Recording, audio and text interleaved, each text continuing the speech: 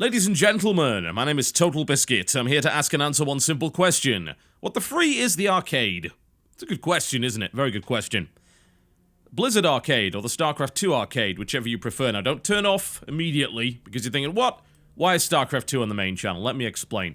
So, the Starcraft 2 Arcade, for the longest time, has been a component of Starcraft 2, and you've needed to own the game to access it. The arcade is where all of the custom games are. You remember Warcraft 3 with Dota and Element Tower Defense and things like that? Well, this is where you find the Starcraft 2 equivalent of it. Except they've now just made this whole section completely free under the Starter Edition. This is the Starter Edition of StarCraft 2, which is absolutely free, and you can download it right now. The link is in the description below this video.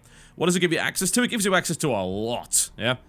The campaign, matchmaking, ranked play, and experience, that's all gained through the actual game itself. But outside of that, you can play pretty much anything. That includes playing custom games with all three races.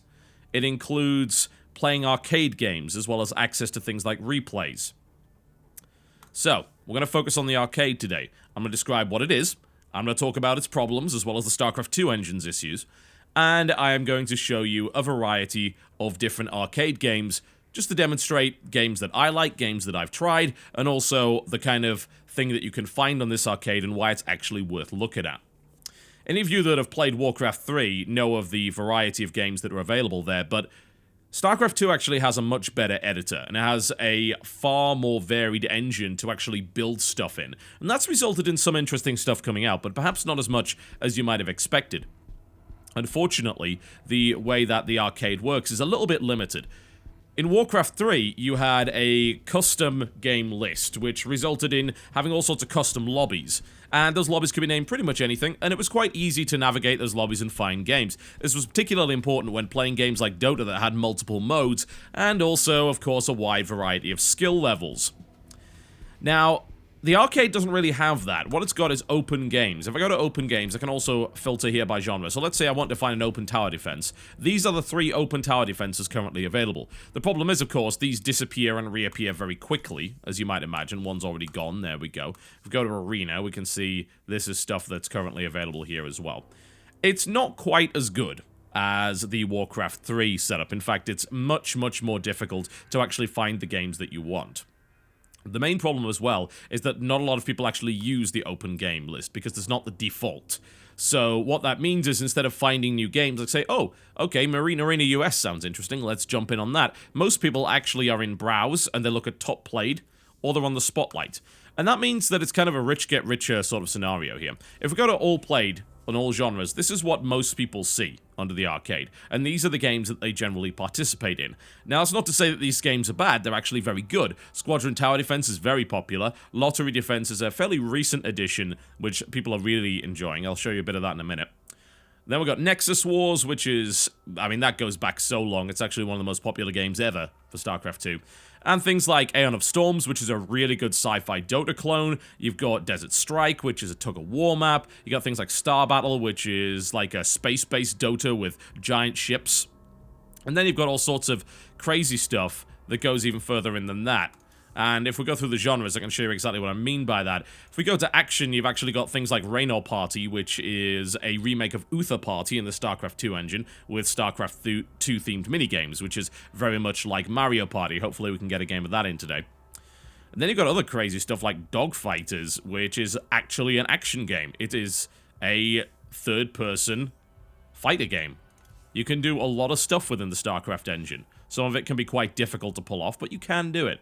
Photon Discs is quite neat. This is a game which, as you might imagine, is kind of similar to Light Cycles and the Tron disc modes, yeah? There's all sorts of things you can do with that. Choo Choo Madness is a little strange. You're trying to protect a large train against multiple things cooperatively. There's a lot of interesting stuff under action. If we go into RPG, things get even stranger, because there's an actual Diablo clone here. In fact, there's several of them, strangely enough. I can show you Blo Mortal Shroud, and you'll see what I'm talking about there. The Starcraft universe, which is an upcoming Starcraft MMO, as they're describing it. Not really an MMO, because, of course, you can't really have an MMO within Starcraft 2, but it plays like World of Warcraft, and I should really show you a little bit of that, because it's quite impressive what they've done. Someone has even ported a kind of Heroes of Might and Magic thing in here, which is really strange to look at, but hey, that actually does kind of look like Heroes of Might and Magic, doesn't it? You can imagine that. Uses some strange assets. I think they imported a lot of stuff from World of Warcraft here, because that's very easy to do. And then you've got the very much Warcraft 3 and Starcraft 2 style of games, like Hero Battle, which is, as you might imagine, Dota-style stuff or variants thereon. Aeon of Storms being the most popular, but I like Star Battle. I also like Warships, which is an interesting variant on that, where you have a warship which you can build stuff on top of. And then you got Magecraft as well, which is really cool PvP stuff. It's got all sorts of great things going on with that. If we have a look at something like, say, Tug of War, a very popular genre, Tug of War is kind of like simplified RTS in the sense that you construct units, but you do so by building buildings, and then they spawn units. So Nexus Wars is the classic, that's the one that's the most popular. Desert Strike's got a lot more popular lately as well. This is, in my opinion, a little better than Nexus Wars, because the mechanics are slightly different. It's a 3-on-3, and the spawns are alternated. And then you got stuff like Battlecraft, which I actually like a lot. This is one of my personal favorites. And then Stardueled, which is really cool. I don't know if we can get a game of this. I hope that we can, but as you can kind of notice here, this was made by Blizzard, and it's a Bejeweled clone that spawn, and you use the money that you earn from matching stuff to spawn units. And it's a Tug of War map with that. And I think it's usually 2-on-2. It's very cool. So there's a lot of choice available here. Huge amounts of it. I'm going to show you some of my personal favorites. And I also happen to have a rather fantastic remake of Warcraft 3, which is really exciting. Actually using some of the World of Warcraft models in that. It's pretty good, surprisingly so. Let's have a look at that first, actually, because it seems like a really nice thing to ease you into the power of this engine and show you exactly what is available. And then, of course, we can talk about the problems this engine has. Alright, welcome. This goes by the name of Warcraft Alliance and Horde, also known as WAH, which is what you're going to have to look for on the arcade if you want to play it. Search for WAH, you'll find a couple of different maps. This is the Crossroads map. As you can see, it actually has the Crossroads in it, and it's been taken over by Devil Saws. This, along with many of the maps on the arcade, is very much kind of a work in progress. You'll see that even on this replay that I'm watching here, it doesn't show the right building names. But this is not something that really matters to you. I'm watching this from a replay of something that I actually played earlier. So we're playing Alliance versus Horde here, as you can see. And there are two different factions currently available. They haven't put in anything else as of yet, but they've expanded these factions as well, outside of their Warcraft 3 roots. So the way that Warcraft Alliance and Horde actually works is you have a mine, and you don't have wood. You don't mine wood at all in this particular variant. You just get gold, and you can put up to 10 workers or peons into each gold mine. And each gold mine is, of course, an expansion as well. So there's this gold mine right here, which is guarded by vicious giraffes. And then there's also one over there. There's actually a Centaur Khan over in the corner there, who most likely drops some pretty good loot. There's the gold mine in the southwest. But very much like Warcraft 3, you build units and heroes. I'm building a Demon Hunter right here. Whereas my opponent, which is Crank from our esports team, is currently building a bunch of grunts. You can see they very much used a lot of models from World of Warcraft. These guys have Arcanite Reapers in there. It's very easy to port those models across, so it's very tempting to use that, and that's exactly what they've done here. Those models look a little bit more high quality than the stuff you would have otherwise gotten from Warcraft 3. So he's building a Troll Tavern there. He's got a Spirit Lodge here as well, with all sorts of different units that he can build. Now, there's a bit of a difference in this variant.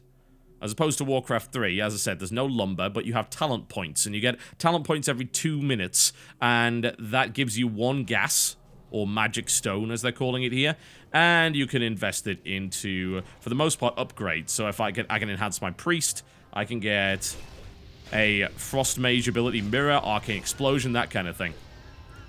So I've decided to go and clear out some creeps, Sounds like a very good idea indeed. And you'll notice that I even have a backpack here, a traveler's backpack. It's currently not showing up because it's actually underneath the replay bar, but that allows your heroes to gain items in their inventory, just like Warcraft 3. So, taking out some lions, we might even go kill the giraffe. I've built a couple of footmen here as well, and I've got a priest that is backing them up, and has various abilities like Psychic Scream and Greater Heal, which are both on auto-cast. You can get Power Word Fortitude, which, again, is a very World of Warcraft-esque ability. The panda's out here. The Brewmaster is rocking and rolling. He actually has better model quality, I think, than the others because he is from Mists of Pandaria.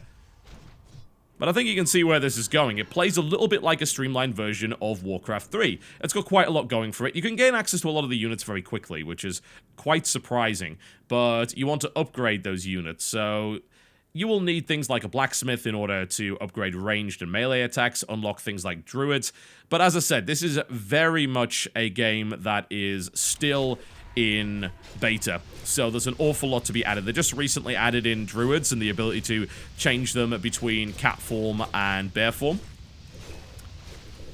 But it's actually really fun. There's a couple of different maps available. There's an Ashen Vale map. I believe there's a 2v2 map as well, and there's this Baron's Crossroads map. I think you can play 2v2 on this map as well. You can expand if you like. I mean, you know, these have 20,000 gold in them, which is a fairly significant amount of money, as you can see by the harvesting rate there. But there's a decent amount of micro potential. All of these heroes level up in the way that their Warcraft 3 counterparts did. In fact, the Demon Hunter's abilities are identical, I believe. Got Blink, Mana Burn, and Immolate. And then his ultimate, which is Metamorphosis to go demon form. And as you can see, we aggroed the raptor there. They're also using some nice World of Warcraft music mixed in with the Warcraft 3 stuff as well. So this is a really strong mod up to this point. Right now, it doesn't have anyone playing it, which is actually kind of disturbing, because I think this is an awful lot of fun. It's running, I think, a little bit fast. The replay is running a bit faster than it is supposed to play it at. I assume because this is running at faster, and this is designed to be played at fast. But as you can see here, there's some frantic battles going on, some really cool micro stuff that you can do with your abilities. It's awesome that they can do something like this in the Warcraft, in the Starcraft 2 engine, and actually port a bunch of World of Warcraft models across. Because you can do all sorts of things like that. So this, I think, is a pretty strong example of the way that you can take a traditional strategy game and change things up completely within the Starcraft 2 engine. It's pretty fantastic. And this giraffe just doesn't care. It has 1,000 HP and 100 mana, yet no spells. So there you go. So that is called WAH, Warcraft, Alliance, and Horde. And I'd strongly recommend that you give it a try, because it's actually a hell of a lot of fun. And currently it doesn't really have much of a community surrounding it. I think that's a crying shame, because a lot of effort has been put into this mod. And it looks really good, it sounds really good. It helps, of course, that he nicked a lot of the models from World of Warcraft. So by default, they were pretty good in the first place, but yeah, this is legit. Alright, let's have a look at something else. Alright, this is called Card Shuffle, and it is a real-time card dueling game based on a best-of-5 format. What you do is you pick a hero, and there are various heroes available, or you can randomize, and then you pick a pre-made deck. Alternatively, you can actually make a custom deck via the single player, which is kind of neat, and you can set it up with the various cards that are available in this game. All the cards are available by default, and you try and kill your opponent, and then you go into another duel with another hero and another deck, and it's a best-of-5 format. It's quite fast-paced, it's all in real time, so let's unpause the replay and show you what exactly is going to happen here. So I'm randomizing here, and I'm going to pick the Hand of Justice deck, which is an aggro deck, and here we go. So, here's what happens. You start in a dueling arena, of which there are 4, and your hero starts on one side, and the opposing hero starts on the other. Now, your deck is drawn into your hand here down the bottom. It's done in real time. Every time you get 10 draw points, you draw a new card, and the cards come down the bottom here. So, you start to spawn units based on the cards that you get. And the aim is to kill the opposing hero. Now, the hero can fight on his own. As you can see, he's going to fight against this vulture. Admittedly, my opponent got First Blood, which gave him an energy crystal, which was quite handy to him. And each hero has 2 different abilities as well. This one has a flame turret, you can place it to do a flame attack, and a pocket factory, which spawns a bunch of miniature Goliaths, which is quite cool. And they'll go and attack for you. So Crank has spawned a pretty powerful unit, an artillery piece that he is using to shell the battlefield, but I'm spawning other units myself. Now, you're not directly controlling these units, you're controlling what your hero does. So these different cards consist of both units and spells. So there's a heal right there, battle prowess, 30 health and 4 damage. These are buffs that I can add to existing stuff, and a lot of these things combo together quite nicely. So I've sent out a raptor here. It's on its way. And then I've given it that battle prowess, which has allowed it to fight quite effectively against this juggernaut here. I then used the heal to keep it alive, pushed it forward, and then also used it to kill the turret and do damage to the opposing hero. So I'm putting on pressure now. Damage is permanent unless you heal it. And this can get quite frantic. Now, these energy crystals down here, every energy crystal you give gives you higher energy regeneration. So what this means is it's designed to accelerate the game the further in you get. The mana bar on the hero is how much it costs to play stuff. So if I had 60 here, I could play a Guardian. Along comes a Junk Machine, a very powerful robot. And each of these has a lot of really interesting abilities. So they've all got card text. Guardian, when entering play, your hero restores 30 health, for instance. And that's quite nice, because you don't just build units. You have to build the right kind of units for the right situation. And it's a game that's very focused on combo abilities as well. So you might think, okay, there's a unit called a Berserker. And that Berserker, every time it takes damage, is going to increase its attack speed. So maybe I want a card that gives it additional armor so it can be attacked more. Or maybe I want to give it something like Vampiric Embrace, which allows it to regenerate health as it does damage, because that can actually snowball very heavily. The Vanguard gives friendly target unit plus 10 health and 2 damage. Something you can do there. So this is all done in real time, and it's a hell of a lot of fun, and since the decks are pre-built, they're fairly well balanced, and you can change your deck and your hero between rounds, and it's a best of 5. So, I actually enjoy this game a lot. There's a quite similar game as well, available called the Card Game, although right now I'm enjoying Card Shuffle a little bit more. I like the hero involvement that's available here, and I feel that this game does a good job of not dragging on for too long, because it accelerates quite nicely. And that means that a lot of stuff gets on the battlefield, things get much, much more hectic, and you can end up pulling off some really good stuff. So that's Card Shuffle, which I absolutely love. I think it's a really fun game. It's something you should certainly consider. If you're into card games, even though it doesn't look like a card game, that's exactly what it is. It's kind of a card-based tug-of-war. And all of these things down here are actually cards from a deck that are randomized and brought up to you. It's neat. Very fun indeed. Alright, let's have a look at something else. Perhaps something a little bit more team-based. Alright.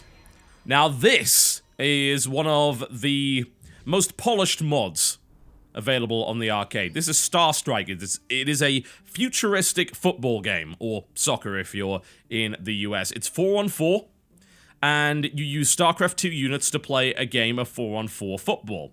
However, each of these units has a set of abilities they can use, and they're good at different roles. It's a very, very polished mod, with excellent aesthetics, as you can see right here. It has in-game rankings. There are even cash tournaments that are being played for this mod, and there are some people that are damn good at it, I've got to say. So, let me show you. Now, here are all of the different units that are available. They do all sorts of different things, and you set up a 4-man team based on the kind of abilities that you want in combinations. Some of this stuff is really good for offense. Some of it's very good for defending the goal. Some of it's a good midfielder or utility. You've got all sorts of options. You can also sub out as well by clicking this button and swapping yourself out for a different character if you don't like it, as you saw there from Halcon. Alright, here we go.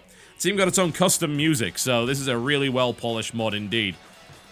And it's exactly what you would expect from a football game. You've got to try and score a goal, but each of these different characters actually has its own set of abilities, as well as the ability to push. If we click on Crank, for instance, he has Kalai Fist, a burst of disruptive energy that disables enemy units from using their special abilities for 3 seconds and reduces their kicking range. It also has Reroute Power from the Immortal support systems, temporarily increasing movement speed. Each unit can also push, as you can see here, and that actually uses health, by the way, to do that, so you need to keep that in mind. If you go down to 0 health, you get stunned for a few seconds. And then, of course, kick. If you have the ball, you can kick forward. It's a very micro and team-focused game, yeah? You've got to be really, really good with your control. You've got to know your unit's abilities, but you've also got to allow them to complement each other, because if you have the wrong set of units being played, you're probably not going to have a good time. I'm playing the Zergling here, who is very, very fast indeed. However, one of their abilities just stunned me. I was able to dip, dodge, and weave my way through. Crank grabs it on the Immortal right there. There's the pass. Halcon going for it. Will he be able to make it? He is able to do that, but the Viking can fly, and the SCV can put down these walls as well, so it's a very dynamic game. It's extremely fun. It's really great to play with friends. You get loud playing this, trust me. I've actually played in a couple of tournaments for this game, and we got really, really loud. There's the goal going in. Everyone gets extremely psyched about this. It's really easy to learn and control as well. You've just got 4 sets of buttons. You've got 3 different sets of hotkeys you can define here. It's got a custom interface. Very, very clean. The controller's absolutely fantastic. And there's a lot of tricks you can learn as well as different variants. This is one of the strongest mods that's currently available on the StarCraft 2 arcade, which is, of course, completely free. It's incredibly fun. It's really worth a try. So that's something that I would recommend for anyone that wants some team-based action there. Alright, let's have a look at something else, shall we? Let's look at something that will test your StarCraft 2 skills to the limit. Welcome to the Micro Tournament. So there are various maps that do Micro Tournament. It's a concept that's been around since early Wings of Liberty, where a player and also a map maker called Morrow created a map to allow players to practice micromanagement. Micro Tournament is a specific concept where you're playing competitively against a bunch of other people in little micro battles consisting of a small number of units.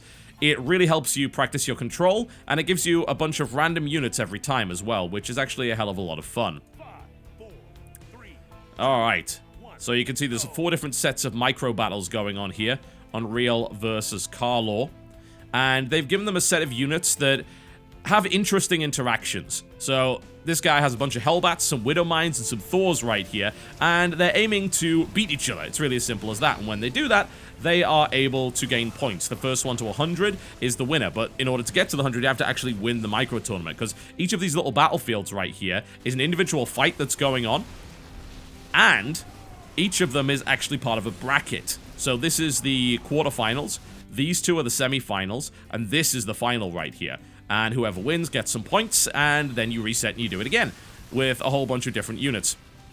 I like it an awful lot because it lets you test your control skills to the absolute limit. Now, we do have Crank here, who is a Korean pro gamer, so needless to say, he's doing a little better than the random people that we've got going on here. But you get to see some really interesting and impressive stuff. Not from me. I actually think I won that one, but I'm pretty sure Crank is going to absolutely destroy this guy, who is not the real Ryung, by the way. He was also a player on the Axiom Esports team, which is the Korean StarCraft 2 team that we sponsor. He's a fake. But Crank has to fend off these Marines using a Queen with some energy, 3 Spine Crawlers, and a bunch of Zerglings. So it's a fairly interesting balance. In the meantime, I'm crushing this guy here with some siege tanks and doing all sorts of cool stuff like that. This is the kind of thing that perhaps you might want to play if you have some StarCraft 2 experience, but maybe you just don't like playing StarCraft 2. And I don't blame people, because StarCraft 2 is a very stressful game. But this allows you to gain some of the really cool moments from StarCraft 2, i.e. the big micro battles with sort of evenly matched but asymmetrical forces. And not have to worry too much about building stuff and build orders and hard counters and stuff like that. It's actually a lot of fun to play and watch, and if you get a bunch of friends together, this is a nice equalizer as well, because it puts you in a lot of different situations. So even if you're not quite as good as one of your friends that plays StarCraft 2, you can play a game like this, and it's a little bit more evened out. And of course, it's a bunch of little battles, so it's very bite-sized. It's quite enjoyable in my honest opinion. Thankfully, some battles have a tendency to drag on, but they actually have a timer on them, so it ends up counting the, I think it's sort of like the overall health for units remaining, and then once that's done, it'll kill off the person that's losing. But very clearly the Terran player is losing right here. The 3 Spine Crawlers stay up, and Ryung is going to explode any moment now in a shower of Viscera. Very nice indeed. And then that leaves us with the final Crank versus me. There we go. In this one, Crank has to actually stay alive for a little while. He's got to defend his hatcheries and also not lose more than 8 drones. So Crank is mining, he can build stuff, and he actually decides to straight up drone rush me here. I have a couple of barracks building Marines, so I try to control my Marines against his drones. He looks to try and surround my Marine as I build a bunker down here. Well, Crank's pretty good at this game, so I maybe not so much. It even tells you the actions per minute. Crank's actually to about 300 plus actions per minute here. Gets the surround, prevents my bunker from going down. There are various variants on Micro Tournament, and they all pretty much do the same thing in different ways. This one also has some mini-games available down the bottom here as well that you can partake in when you actually end up losing your round early on, so you can do something else, including the Marine Split versus Baneling challenge, as well as the Blink Stalker challenge and things like that. It's kind of cool. I actually think I end up beating Crank here because I decided to do a very sneaky thing, which was to spawn my Marines behind the barracks so that he had a lot of difficulty getting to them. Seemed to do the job, but this is a lot of fun. It's a lot of fun with a group of friends, and I think you'll enjoy it. It's a very exciting little tournament format here. Alright. So, you want to see something highly unusual? Something very much out of the ordinary? We can do that. Diablo! Yes, indeed.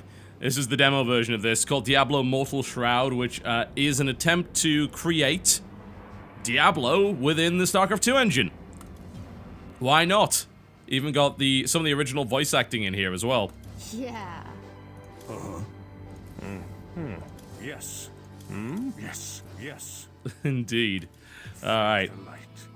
Welcome to Tristram. Look at that. Even with the original music. My friend. Stay a while and listen. Ah, Deckard Cain. Griswold, a man of great action and great courage. I bet he never told you about the time he went into the labyrinth to save Wirt, did he? He knows his fair share of the dangers to be found there. But then again, so do you.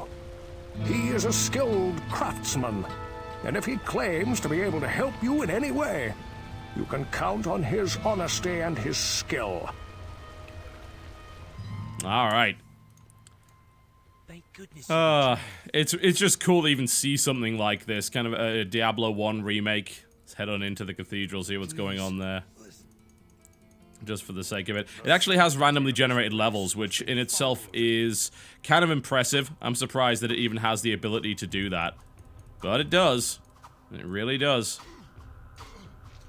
That's the skeleton captain down. It has randomly generated loot and things like that as well. Book of Holy Bolts. Let's absolutely use that. There we go. So I should have a skill. I'm not entirely certain how I use it, but I guess we can find out. The stuff sort of pops in. I'm not sure if... I mean, that's actually quite similar to the way that it worked in Diablo 1, but it's probably also an engine restriction, I would imagine, so... certainly something to consider there. It's just impressive that something like that can even actually be in the game, really. That they can do something this crazy. The engine does have its problems, though. I've got to be honest about that. As cool as this editor is, it's definitely quite complicated to use. It's very powerful. They're basically giving you the same tools that are used by the game's actual designers and developers. So you can do an awful lot with that. But something to bear in mind is that it's very tricky to use, and you're also dealing with the possibility that the engine won't quite be able to cope with what you're doing, because StarCraft 2 is not that well optimized. You might remember, I've said this in the past about World of Warcraft. World of Warcraft is designed to run on everyone's PC, but on nobody's PC well. And this is exactly the same kind of problem that StarCraft 2 has. It only runs on 2 cores, so that doesn't help too much. It's not that well optimized, and it means that in some of the games, like, say, Tug of War games, where things are running really, really... I wouldn't even say fast. They're actually just running with so many units on the screen at any given time, the game can really slow down. And that can become a fairly huge problem. And this is a limitation on some of these arcade games, in particular when they try and do too much. It often results in some inferior frame rates. So that's something to consider there. But this is pretty damn cool, isn't it? Absolutely. It's awesome that you can do something like this. And there's even degrees of persistence. It actually allows you to save the game and come back to it later, play in co-op and all sorts of things like that. So let me show you one more game before I wrap this up. I'm gonna be honest, I think that everyone should try the arcade because there's probably a game on here that you will like. I think that they have to do an awful lot to fix this whole open game thing. I don't think this is a good way of doing it at all. you can at least go down by genre, and there is also something called Fun or Not, which allows you to play random games. The problem with arcade games, though, is they often have very complex rule sets that they don't explain very well. Most of these games don't have good tutorials, so getting into a game originally on its own can be difficult enough as it stands. Playing it well, especially when the kind of people that play these games are often very, very good at it, can be even more difficult. Star Battle actually has a tutorial. It's that well developed. And it's fantastic that it has that, but most of these games don't. We're going to jump onto this and play a bit of Star Battle. This is my all-time favorite mod. It is a Dota-style game with giant spaceships, and it's a huge amount of fun to play.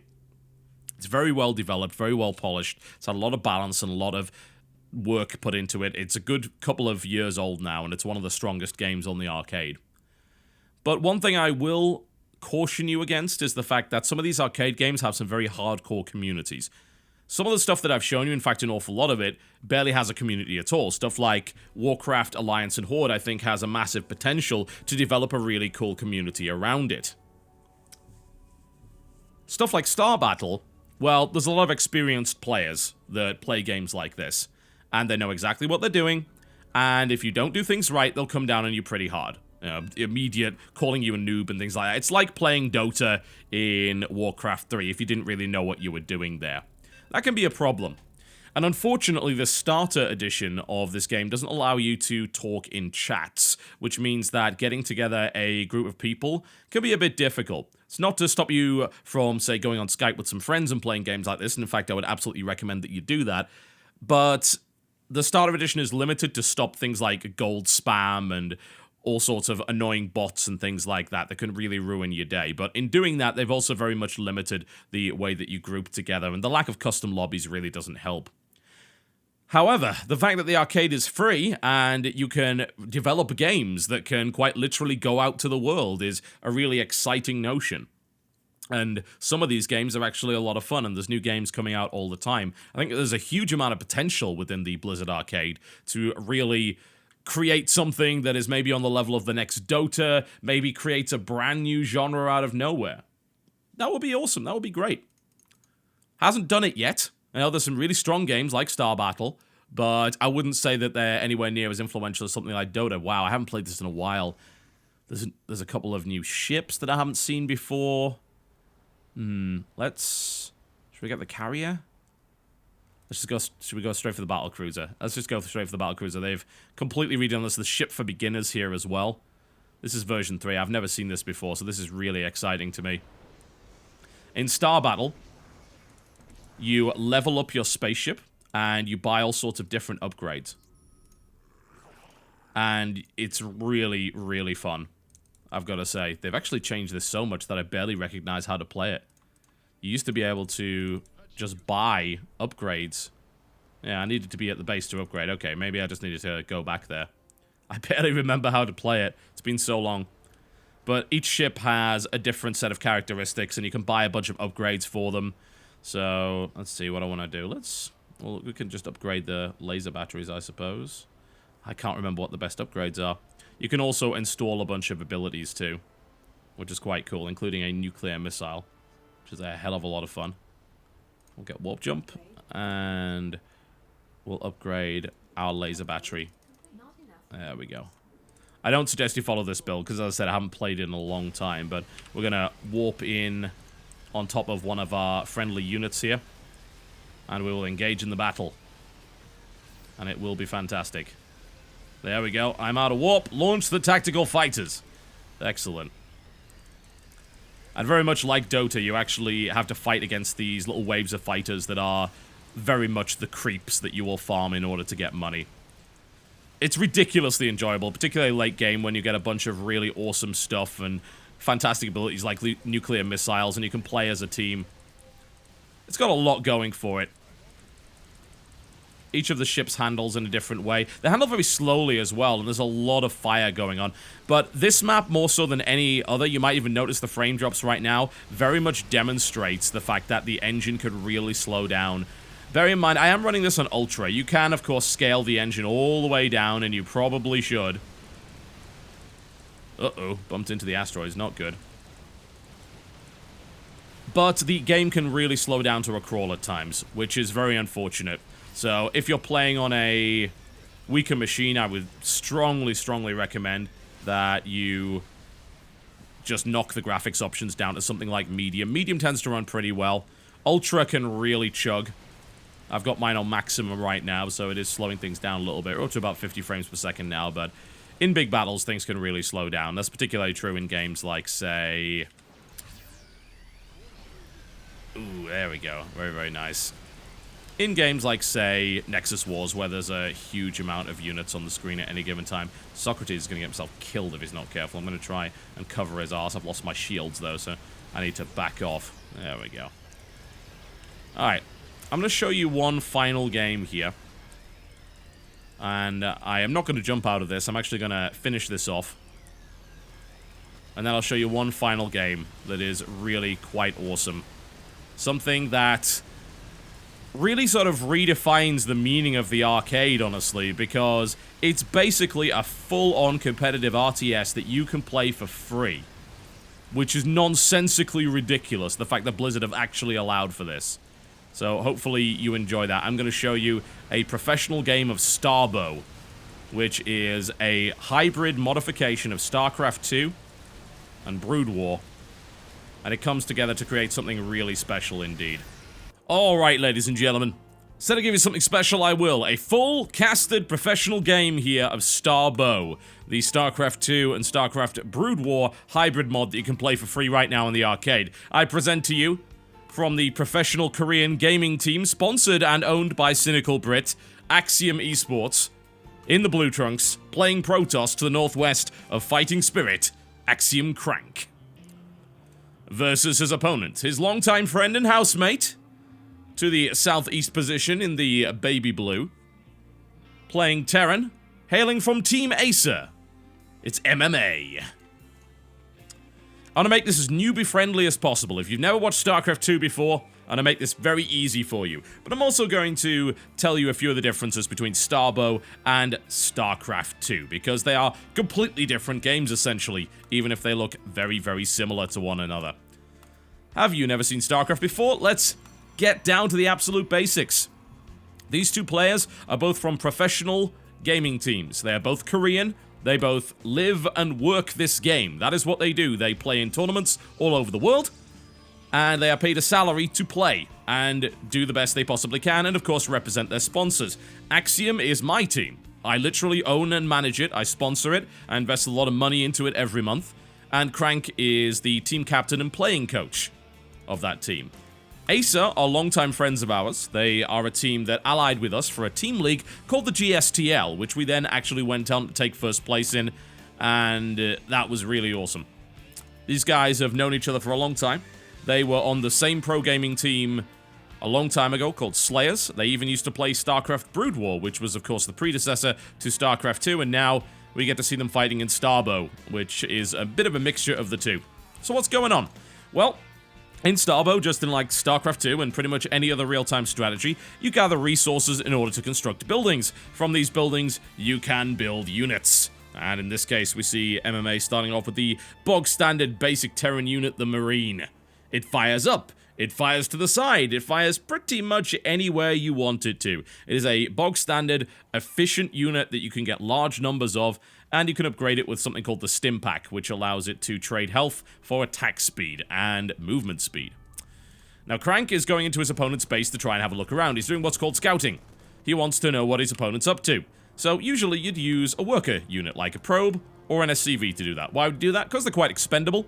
You can get them early on, and they're fast. They're actually faster moving than any of the early game units. So you can very easily poke one in, check out what's going on.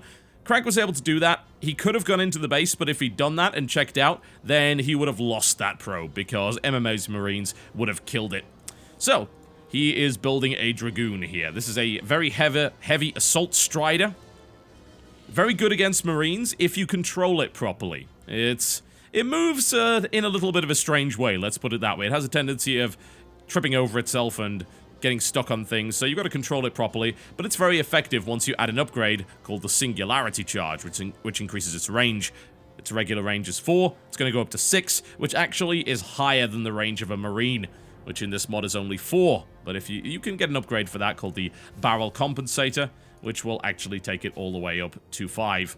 But this Dragoon is actually moving into position, is going to fight against these Marines, but it's going to have a bit of an ugly time of it. So let's see Crank's control and see just how good that actually is. He's trying to move out of range with the Dragoon. He isn't able to do that, and MMA actually pushes these Dragoons back very nicely.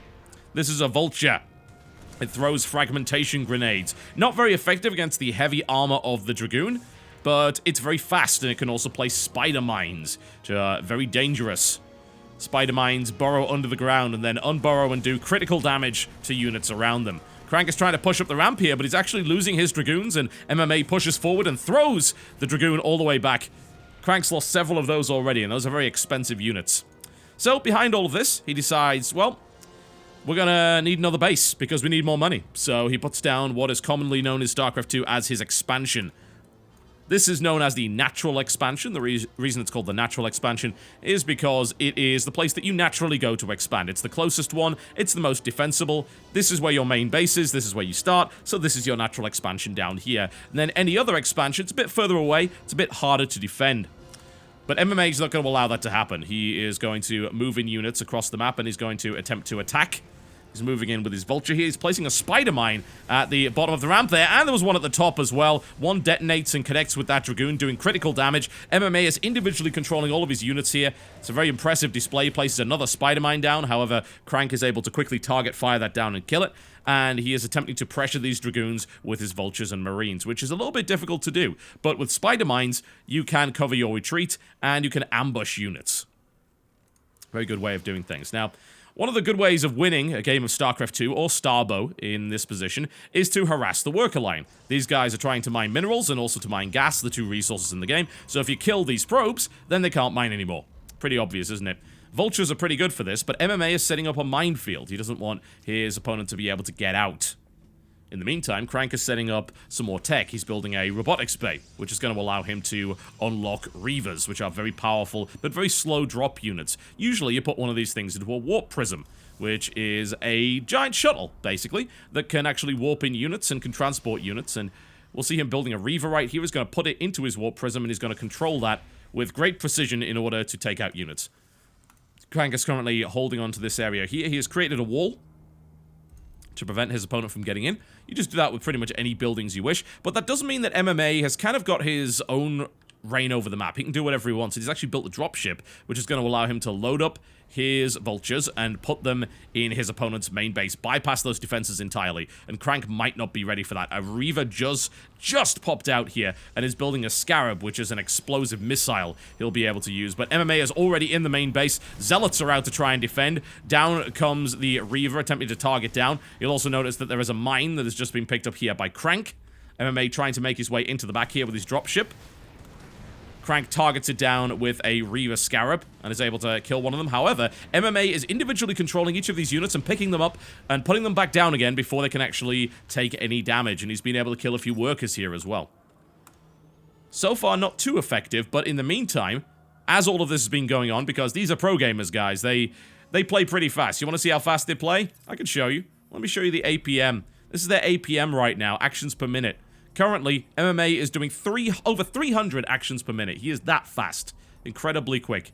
Think about how ludicrous an idea that is. Over 300 actions per minute. But that's what these guys can do. It's very impressive to watch. It's like watching chess being played in real time on 10 different boards at the same time.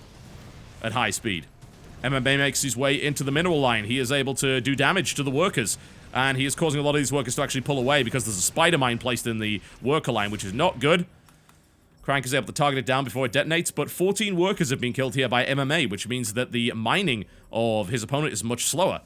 26 miners to 41 here. MMA so far has been pretty much unharassed. However, the Reaver is on the way. Crank moves in with his speedy warp prism. He wants to try and deploy that Reaver. A Viking is out to intercept here. It is an air-to-air interception unit with splash damage missiles. Crank fires off a Reaver Scarab, doing extreme damage to the Vultures on the ramp there. MMA splits up his units to avoid any of those big shots, and Crank is able to get away just out of range of those Vikings.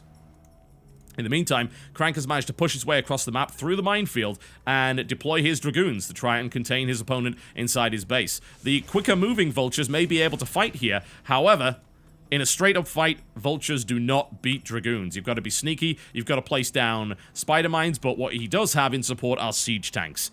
These are gigantic tanks, which have an unlockable siege mode, which allow them to deploy as artillery pieces and deal extreme damage to Protoss units.